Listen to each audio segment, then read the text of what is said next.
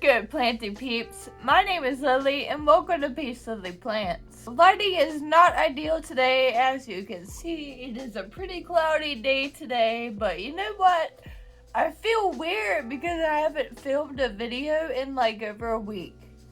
For a little while there, I was filming like every other day, and then I had all these videos on backup, and I was like, I need to chill and just publish these videos and then film some more. But I don't know, it doesn't feel right. I enjoy making these videos. I enjoy talking to you and sharing my plants, talking about my plants. So I'm glad to be back filming another video today. I want to throw it back.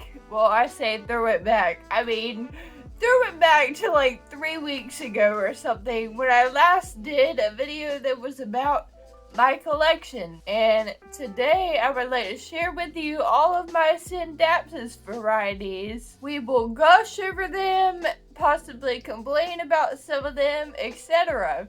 So before we dive right into it, please like this video and subscribe to my channel. We shall start out with a classic, good old common plant, the Scindapsus PICTUS ARGYRAEUS, aka a silver satin pothos.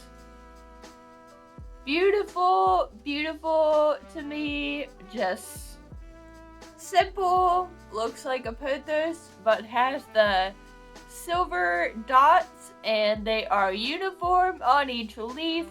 We will see in a moment that with Silvery and it's similar, but it's not uniform on every leaf. I love how these trail, and I enjoy sitting them on bookshelves and things where they can just look really adorable hanging down.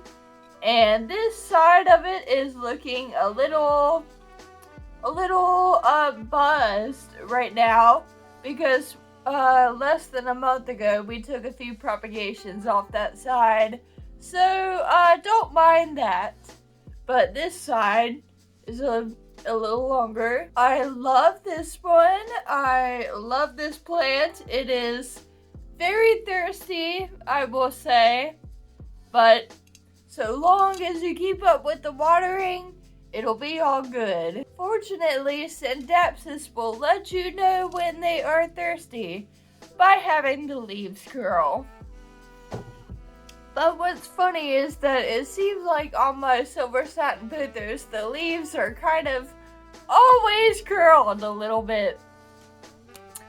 Just so dang thirsty. So now I'm going to reach on the ground and grab another silver satin pothos. Just, the same thing, but another version.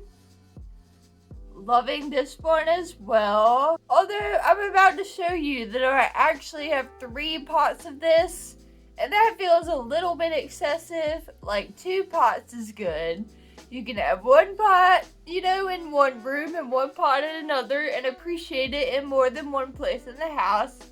But then when you start getting 3 or more, it feels like a bit much. I don't know, I might go on a whim and repot this one with the one I just showed you after this video. Why not, right? So while we're on that subject, I'll just go back here and grab the 3rd one. And by the way, you will see momentarily, red fuzzy pants, green and white shirt. I am Christmas ready, baby. Here we have my 3rd silver satin pothos. Probably my favorite because it's the most full. But if I repot those other 2 together, then that will be just as full as this one. So let me hold this up for ya. Just looking adorable in all of her silver glory. As far as soil and light and that kind of thing, I just try to give them bright indirect light, as we all know that like 95% of plants enjoy. And the soil, nothing too special, just a mixture of normal and succulent. That's kind of my thing at this point. Probably not the best soil recommendation. Just don't look to me for soil suggestions. Anyway, I keep the other two in terracotta, and this is a cardboard pot, so I guess that's similar to plastic as far as like retaining moisture and whatnot. Point being, it'll probably be fine whatever you plant your silver satin pothos in.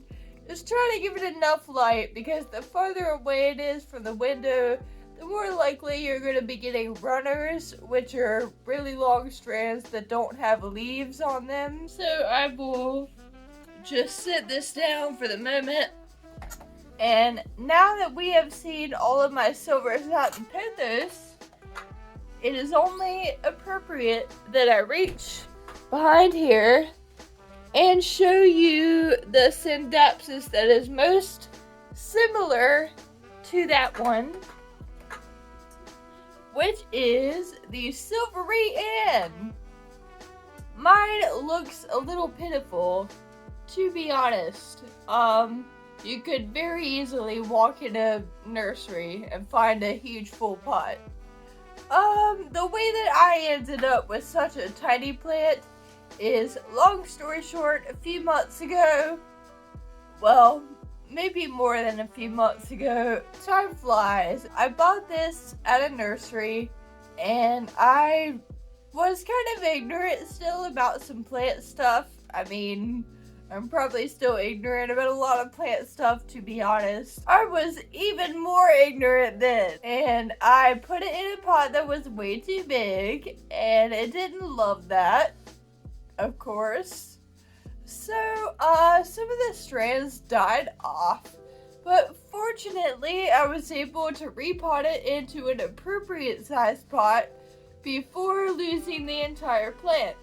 So now I'm just kind of waiting it out, waiting for this guy to grow and maybe in a year or two be as full as my silver satin pothos. So as far as the silver variegation, it may be a little bit hard to see what I was trying to say a moment ago because this one is so small, but the silver from one leaf to the next varies.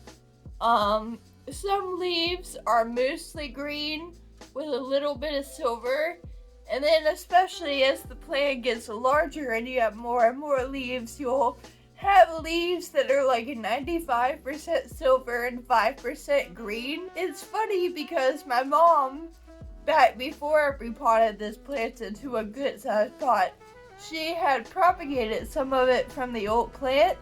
And downstairs in our stock for the Peace Lily plant shop, she has a piece of silver satin pothos where all the leaves look like Silver Hero.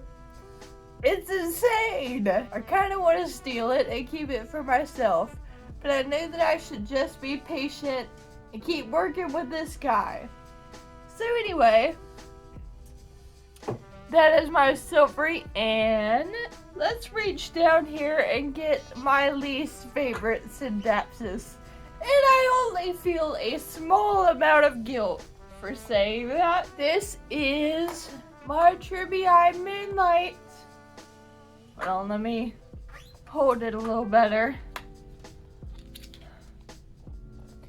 The reason I don't like this plant is because it doesn't do anything, which is probably my own fault, but I don't know what I need to do differently. And I guess it's a personality flaw that I don't care enough to figure it out. So I just let this guy chill and water him every couple weeks because it's in a plastic pot and retains moisture more. I don't even know what to say. This is a beautiful plant, and as I hold it up to the camera and am seeing it on the screen, I'm appreciating how it looks.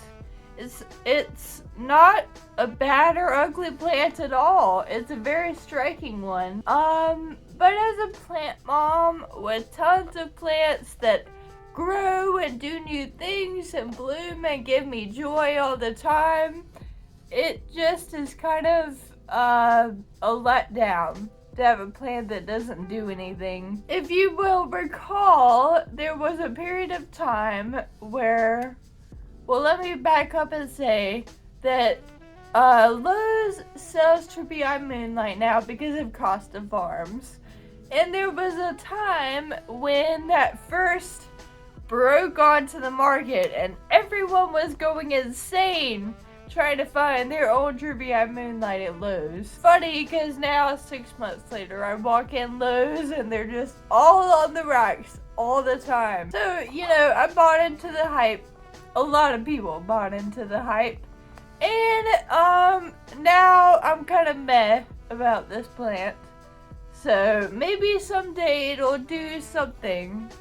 And then I will change my opinion on it. Now we are going to get to what I feel are the best ones. The big leaf ones. The sun is coming out a little bit. The sun is celebrating these awesome big leaf Scindapsus varieties.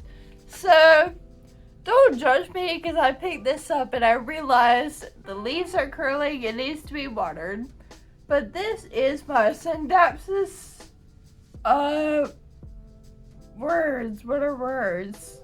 Oh, Scindapsus PICTUS Exotica. And you see the absolutely beautiful variegation on each leaf. It's got sort of a medium green vein down the middle and the splashing on either side of that vein. And the reason I'm explaining the patterning is because we're gonna see a few that if you were a normal person, you would probably say, Lily, those all look exactly the same.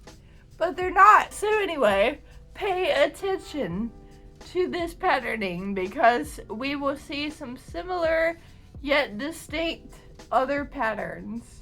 I do wish that it would grow a little faster. I'm not as mad at it as the TREUBII, but I do wish that it would start trailing sometime soon.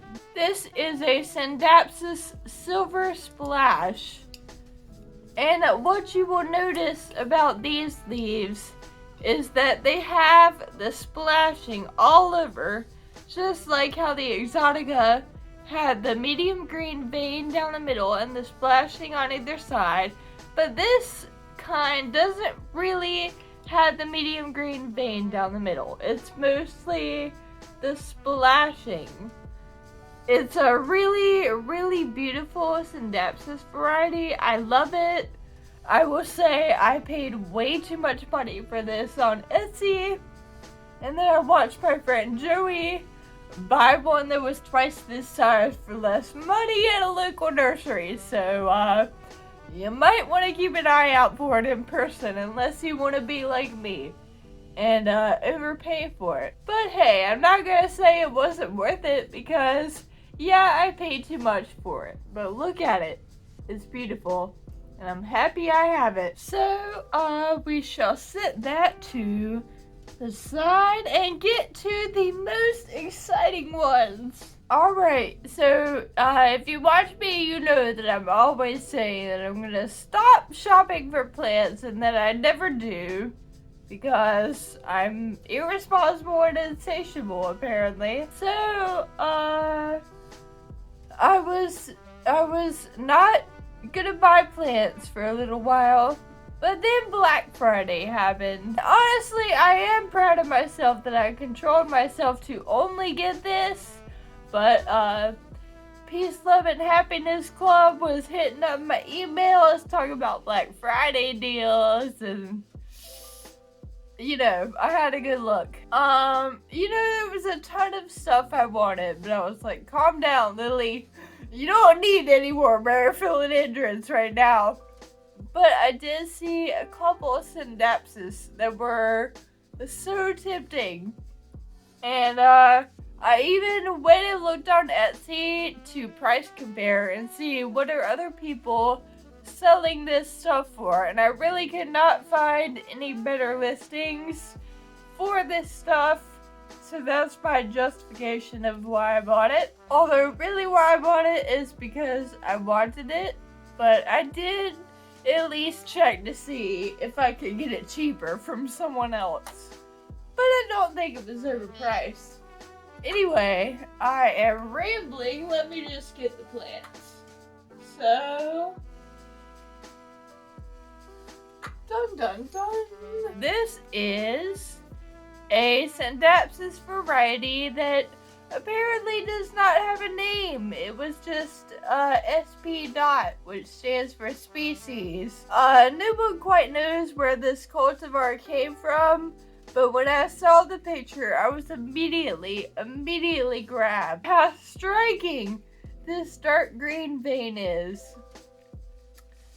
It is similar to the Exotica, but the vein down the middle of the Exotica is more of a medium green, and this is a really dark green.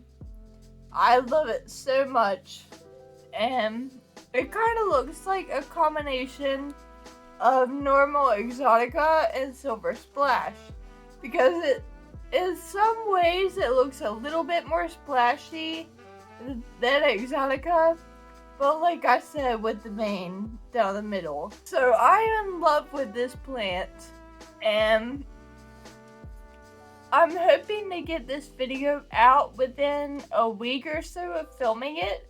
So maybe this will still be the case when you're watching this video, but Peace, Love, Happiness Club actually had this variety of Scindapsus marked down half off. It was like $48 and it was marked down to $20-something. So I don't know, I guess people aren't buying it and they're trying to get rid of it. I don't see why people aren't buying it. In my mind, it is like the most beautiful Scindapsus variety I have at the moment. So now, let me show you the most exciting one that I have. Dun dun dun! This is a Scindapsus Silver Hero! And I've been wanting this because, I mean, who wouldn't want this?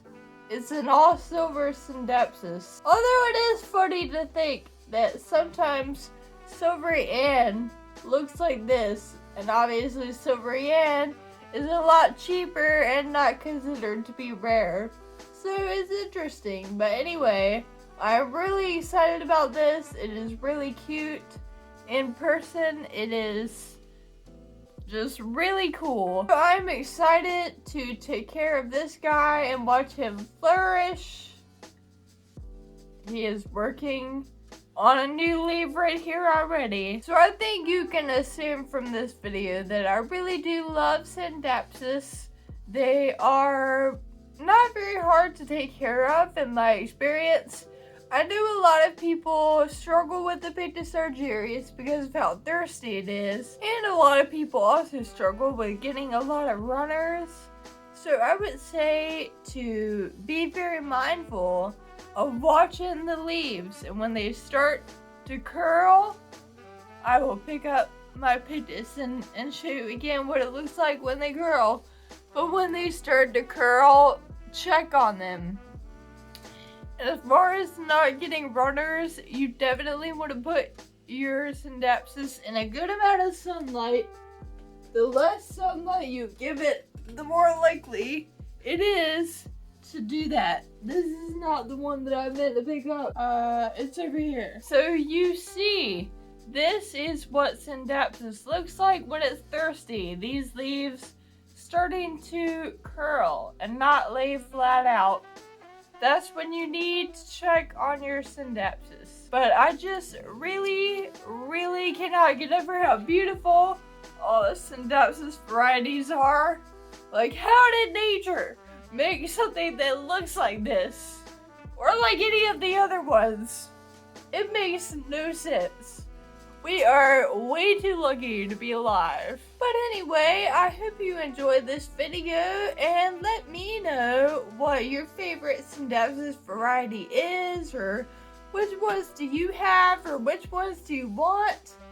Like everybody, I want that dark green Scindapsus. What is it called? Jade Scindapsus? Yeah. If you haven't already, please like this video and subscribe to my channel. And wherever you are, whatever your circumstances, bloom where you were planted, honey. See you in the next one. Bye.